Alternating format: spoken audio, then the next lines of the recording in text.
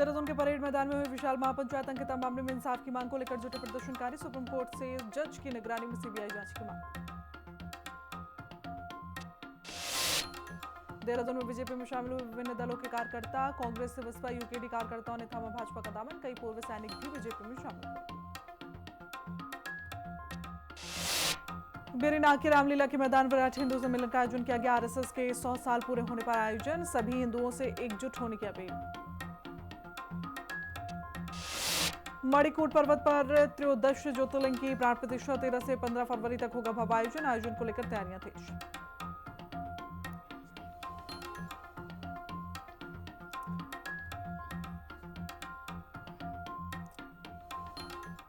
नमस्कार, बहुत स्वागत है आपका। हिंदी खबर देख रहे हैं आप और मैं हूं आपके साथ श्रेया दीक्षित। बुलेटिन की शुरुआत कर लेते हैं बड़ी खबर के साथ, जहां उतरनीय कौथिग महोत्सव में मुख्यमंत्री पुष्कर सिंह धामी शामिल हुए। उतरनीय कौथिग महोत्सव 2026 का समापन समारोह, वहां पर मुख्यमंत्री पुष्कर सिंह धामी की मौजूदगी नजर आई। सेवा संकल्प फाउंडेशन द्वारा यह कार्यक्रम आयोजित किया गया। सेवा संकल्प फाउंडेशन की स्थापना गीता धामी भी साथ में रही और क्या कुछ वो कह रही है, एक बार सुनिए।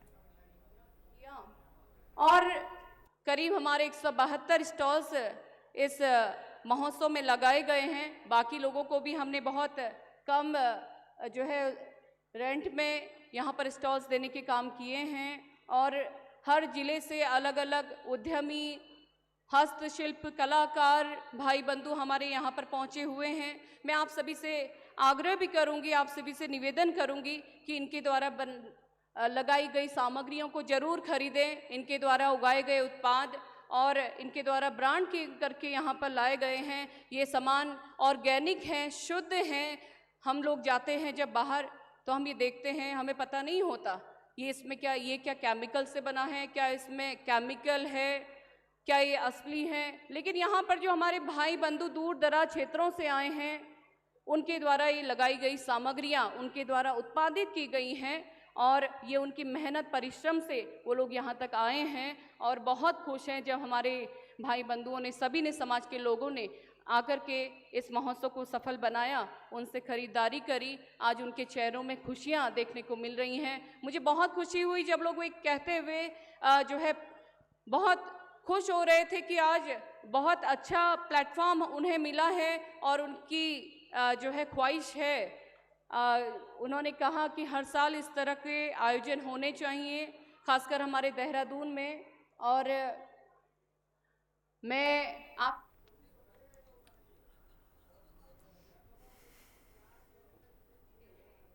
ऐसे भाई तो चलिए आगे बढ़ेंगे, जहां 14 फरवरी को बीजेपी कोर कमेटी की बैठक और ऐसे में पूर्व राष्ट्रीय अध्यक्ष जेपी नड्डा इस बैठक की अध्यक्षता करने वाले हैं। आगामी विधानसभा चुनाव को लेकर यहां पर मंथन होगा। मंत्री पदाधिकारियों की भूमिका पर भी चर्चा होगी। तो ये बड़ी अपडेट इस वक्त हम आप तक साझा कर रहे हैं, जहां 2027 के चुनाव से पहले ये महत्वपूर्ण बैठक मानी जा रही है। बीजेपी के तमाम ऐसे विषय जिस पर यहाँ पर चर्चा होती हुई नजर आएगी। रणनीति आगामी विधानसभा चुनाव को लेकर यहाँ पर बनेगी, मंथन होगा उस पर और ऐसे में मंत्रियों पदाधिकारियों की भूमिका पर भी यहाँ पर चर्चा की जाएगी। तो बेहद महत्वपूर्ण ये बैठक है 14 फरवरी को, जो कि बीजेपी कोर कमेटी की होने वाली है और इसको लेकर पूर्व राष्ट्रीय अध्यक्ष जेपी नड्डा भी वहां पर मौजूद रहेंगे और उन्हीं की अध्यक्षता में ये बैठक वहां पर होगी। आगामी विधानसभा चुनाव को लेकर मंथन होगा। तो 14 फरवरी को फिलहाल बेहद महत्वपूर्ण ये बैठक बीजेपी की होने वाली है। तमाम मुद्दों पर यहाँ पर विचार विमर्श होगा। आगे की जो 2027 के चुनाव की जो रणनीति है वो भी इस बैठक में तय की जाएगी। जिस तरीके से यहाँ पर विधायक है, मंत्री हैं, उनकी भूमिका पर भी चर्चा की जाएगी। उसको भी लेकर यहाँ पर मंथन होता हुआ नजर आएगा। पूर्व राष्ट्रीय अध्यक्ष श्री जगत प्रकाश नड्डा जी का उत्तराखंड दौरा है, 14 तारीख को आने वाले हैं। उसी दिन हमने उनसे आग्रह किया कि उत्तराखंड बीजेपी की कोर कमेटी की बैठक में वो उपस्थित रहें।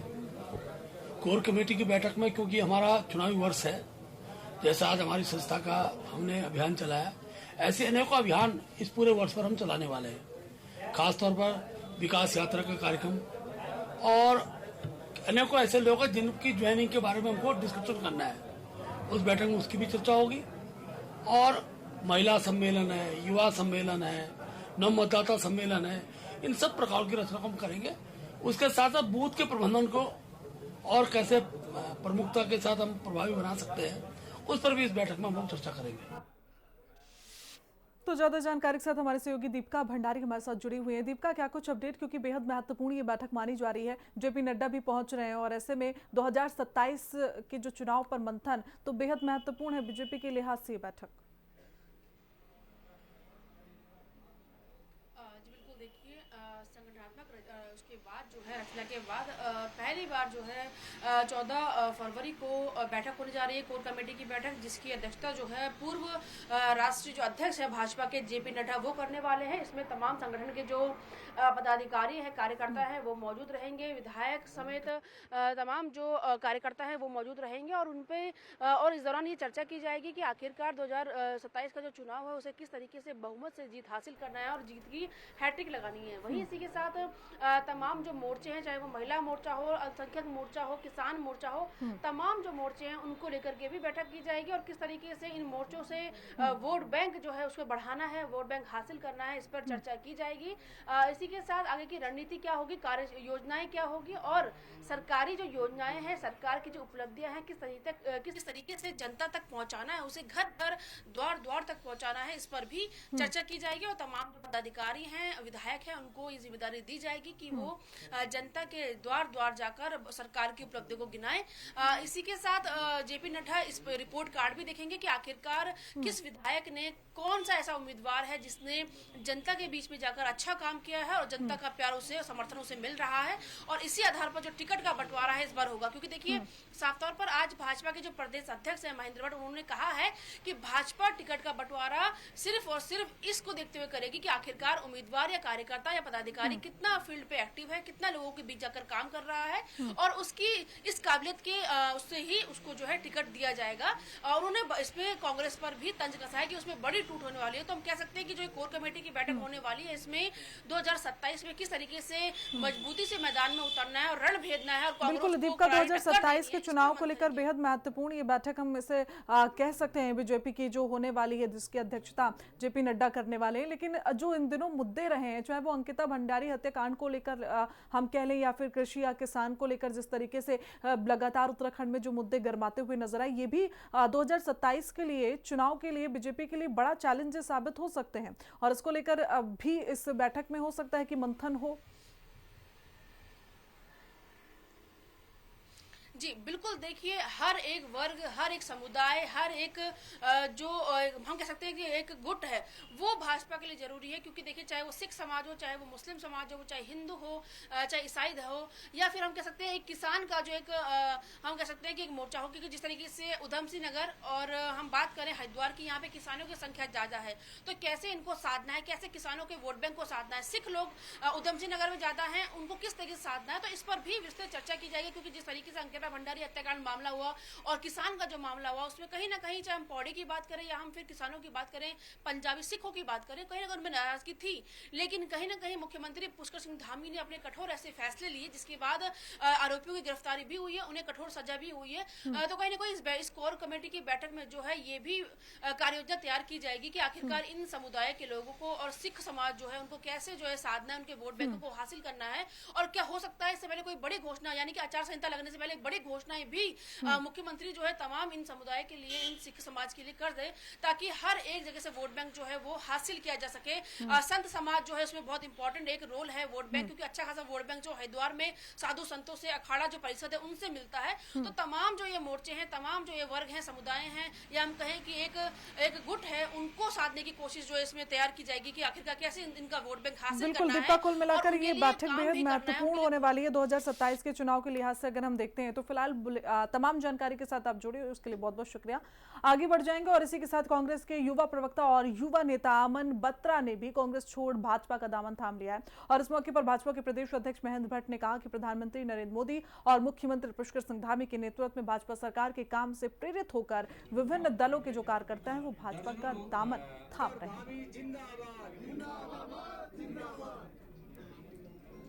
किशन सिंह जी, देखिए आज भारतीय जनता पार्टी के गढ़वाल मंडल के सभी जिलों से अनेकों कांग्रेस, बीएसपी, कुछ लोग सपा के भी हैं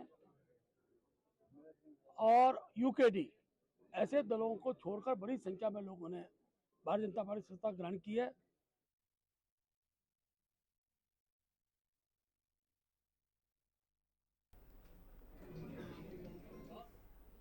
घर वापसी हुई है मेरी आज। जी हाँ, कुछ अप्रिय कारण थे जिनकी वजह से कि पार्टी इस चुनाव में हमने छोड़ी थी, और आज घर वापसी हुई है क्योंकि काम अच्छे चल रहे हैं। और जैसा सभी लोग जानते हैं कि यदि अपने क्षेत्र का आपको विकास करना है तो आपको सत्ता में रहना पड़ेगा, और सत्ताधारी जो पार्टी है उसके साथ मिलकर के चलना पड़ेगा। तो यही कारण है कि आज हम दोबारा से भाजपा में शामिल हुए। देखिए, सबसे बड़ी बात जो मैं कहना चाहूँगा कि कांग्रेस और बीजेपी में फ़र्क यही है, सबसे बड़ा संगठन का जो फ़र्क है वो बहुत बड़ा है।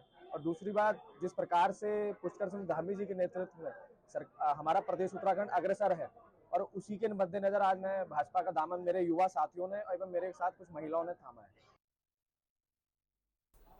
तो अब राजधानी देहरादून के लिए चलते हैं, जहां परेड ग्राउंड के बाहर अंकिता भंडारी को न्याय दिलाने के लिए अंकिता न्याय यात्रा संयुक्त संघर्ष मंच ने महापंचायत की। महापंचायत में कांग्रेस समेत इंडिया गठबंधन के घटक दलों के अलावा राज्य आंदोलनकारियों समेत तमाम सामाजिक और जन सरोकारों से जुड़े संगठन शामिल हुए। हमारी सहयोगी शुभांगी भट्ट की रिपोर्ट हम वहां से आपको दिखाएंगे। यहाँ पर लोग आज पहुंचे हैं इस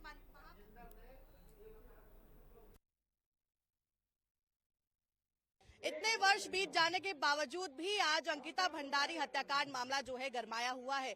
कई सारी प्रोसेस जो है वो की गई, अब तो सीबीआई जांच की संस्तुति भी दी गई और सीबीआई द्वारा पहले अज्ञात वीआईपी पर एफआईआर भी दर्ज हो चुकी है। लेकिन बावजूद उसके जो जनता है वो सड़कों पर नजर आ रही है, क्योंकि उनकी मांग तो कुछ और है।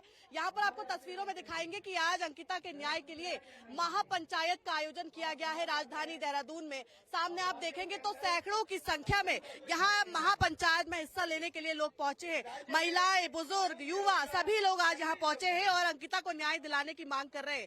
सामने आप देखेंगे तो वीआईपी कौन, ये एक प्रश्न है जो पूरी जनता के मन में है। और जिस तरीके से बीच में वीआईपी के नामों के खुलासे किए गए थे, उसको लेकर अब लोग चाहते हैं कि वीआईपी का नाम उजागर हो। और ये जो सीबीआई जांच की संस्तुति मिली है, ये सीबीआई की जांच सुप्रीम कोर्ट की मॉनिटरिंग में हो, यानी कि सुप्रीम कोर्ट की निगरानी में हो, सिटिंग जज की निगरानी में हो। और इसी मांग के साथ इस महापंचायत का आयोजन किया गया है, जिसमें आज कांग्रेस समेत तमाम राजनीतिक दल शामिल हुए हैं। इंडिया गठबंधन इसमें शामिल हुआ है, तमाम महिला मंच इसमें शामिल हुए हैं, युवाओं का जो भू कानून संघर्ष समिति है वो इसमें शामिल हुए हैं।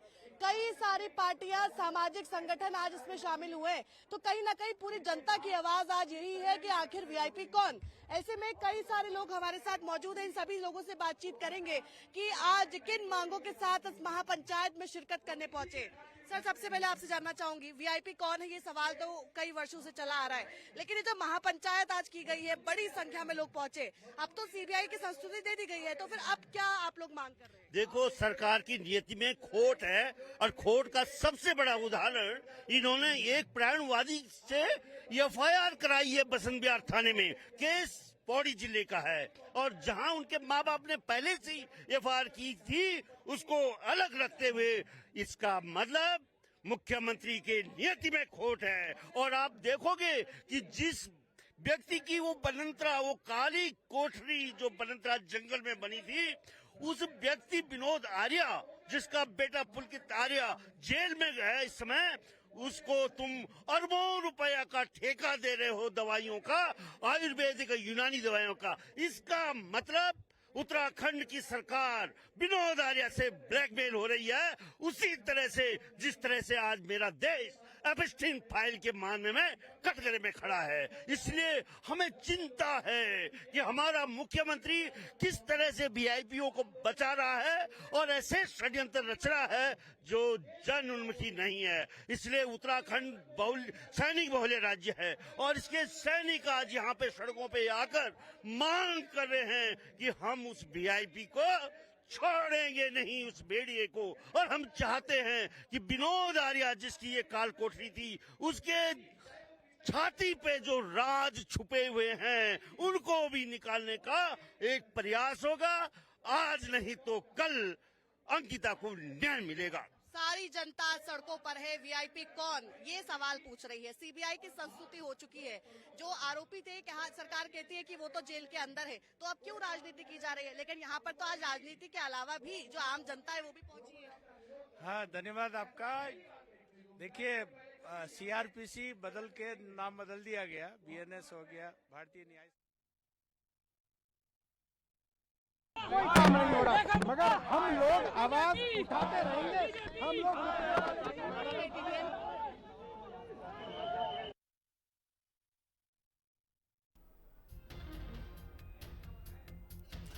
तो दिल्ली से इस वक्त की बड़ी खबर और तस्वीरें भी कुछ हमने आपके साथ साझा की, जहां आप नेताओं और पुलिस के बीच में झड़प हुई।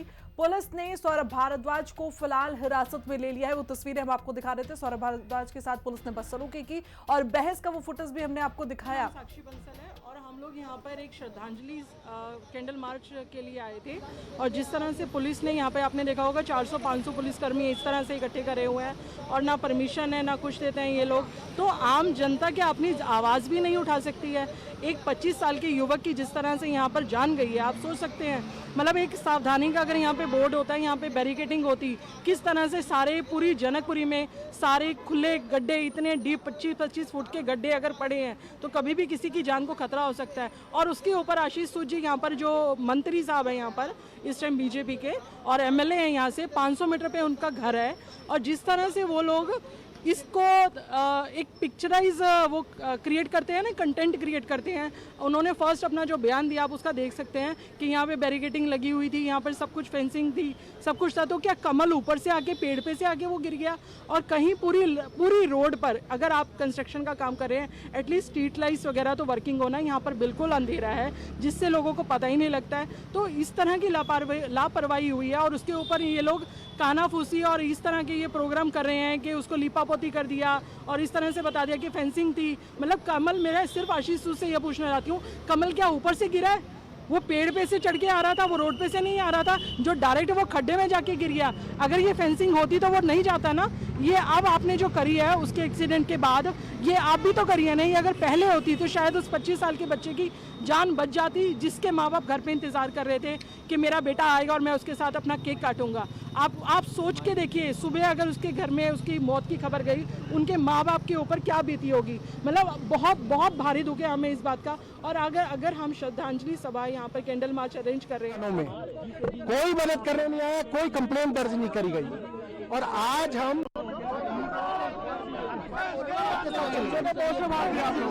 5 मिनट की श्रद्धांजलि है, चले जाएंगे। कोई हम किसी के खिलाफ नहीं बोल रहे, कोई गाली नहीं दे रहे। आपने बच्चे की फोटो फाड़ दी, लगेगी शर्म आ रही है। देखो फोटो के साथ क्या किया आपके पास खड़े, हम देखो ना, ये तक कौन फाड़ रहा है, वो देखो। देखिए आप देख सकते हैं किस तरीके की तानाशाही है। 6 थानों में घूमे उसके घर वाले, 6 थानों में कोई मदद करने नहीं आया, कोई कंप्लेंट दर्ज नहीं करी गई और आज हम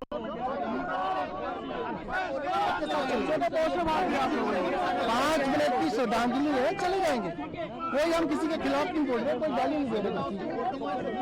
आपने बच्चे की फोटो फाड़ दी, लगेगी शर्म आ रही है। देखो फोटो के साथ क्या किया आपके पास खड़े, हम देखो ना, ये तक कौन फाड़ रहा है, वो देखो।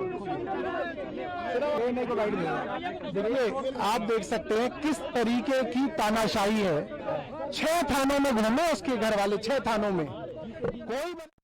तस्वीरें हम आपको फिलहाल दिखा रहे हैं जहां पर सौरभ भारद्वाज और आम आदमी पार्टी के जो कार्यकर्ता थे वो श्रद्धांजलि देने के लिए कमल को पहुंचे थे और वो बार बार इस बात का जिक्र करते हुए भी नजर आ रहे हैं कि 5 मिनट का समय उन्हें चाहिए और वो उस जो युवक जो 25 साल का था, जिसने लापरवाही की वजह से अपनी जान गंवा दी, प्रशासन की लापरवाही की वजह से उसकी मौत हो गई और उसके लिए जो भाव हैं आम आदमी पार्टी के लिए के वो यहाँ पर उसको दर्शाने के लिए पहुंचे। पूरी दिल्ली का बेड़ा गर्क करके रखा हुआ है, हर जगह खड्डे, कहीं भी मन करता है वहाँ पर आकर खोद के चले जाते हैं।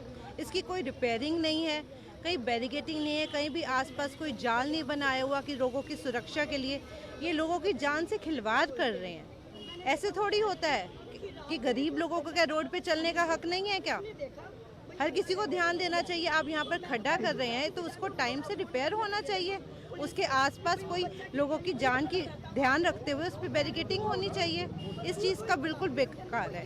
पूरी दिल्ली का बेड़ा गर्क करके रखा हुआ है इन लोगों ने। हम आम आदमी पार्टी वाले प्रॉपर बिल्कुल शांतिपूर्वक कैंडल मार्च कर रहे हैं, हम प्रोटेस्ट कर रहे थे, बट इन्होंने आए और 2 गाड़ियों में हमें भर के ले गए। ऐसा क्या है, हम शांतिपूर्वक कुछ कर नहीं सकते? जो 25 वर्षीय एक नौजवान की डेथ हुई है उसके लिए इनको कोई दुख नहीं है। वो ऑफिस से आ रहा था रात को और सुबह तक उसका कुछ पता नहीं चला। इनको सुबह जाके पता चला है कि एक गरीब 25 साल का लड़का, अभी 25 साल एक उम्र ही क्या होती है, वो अभी घर में कमाने वाला, वो एक बच्चा है। अब उसके मम्मी पापा का, पेरेंट्स का कौन ध्यान रखेगा ये बताइए। उसके लिए इनको कोई दुख नहीं है। हम जो उसके खिलाफ कर रहे हैं कि उसके लिए इनको हमें डिटेन करना है, बस ये चीज़। देखिए, मेरा नाम हर्ष कौल है, मैं यहीं जनकपुरी का निवासी हूँ, मैं यहीं रहता हूँ। अब मैं ये बड़ा हैरान हो रहा हूँ देख के कि मेरे ब्लॉक के अंदर एक लड़का मर जाता है गड्ढे के अंदर गिर के, और आज हम उसी की एक श्रद्धांजलि के लिए हम कैंडल मार्च निकाल रहे हैं, तो पुलिस हम सबको पकड़ रही है। और मेरे को अभी एक चीज़ याद आ गई, अभी आप सोशल मीडिया पे हर जगह देख रहे होगे, एक उत्तराखंड के अंदर एक दुकान बदलने के लिए, एक बाबा दुकान है, दुकान का नाम बदलने के लिए यूपी से पता नहीं कितने वो हुड़दंग गए थे गाड़ियां लेके, और उनको पुलिस वालों ने जो है पूरी सिक्योरिटी दी थी। वहाँ पे किसी को नहीं रोका, ना पकड़ा। लेकिन आज हमारे ब्लॉक में एक लड़का गिर जाता है गड्ढे में, उसकी मृत्यु हो जाती है और हम उसके लिए श्रद्धांजलि ले रहे हैं, लेकिन हमें पुलिस वाले पकड़ रहे हैं। वहाँ पे उत्तराखंड के अंदर एक नाम बदलने के लिए सारे उड़दंग को पूरी सिक्योरिटी मिलती है। ये भेदभाव बहुत ज़्यादा हो रहा है, ये हम सब देख रहे हैं, ये सारी जनता देख रही है कि भेदभाव किस तरीके से हो रहा है। और इसी के साथ बुलेटिन में इतना ही। देखते रहेंगे खबर। नमस्कार।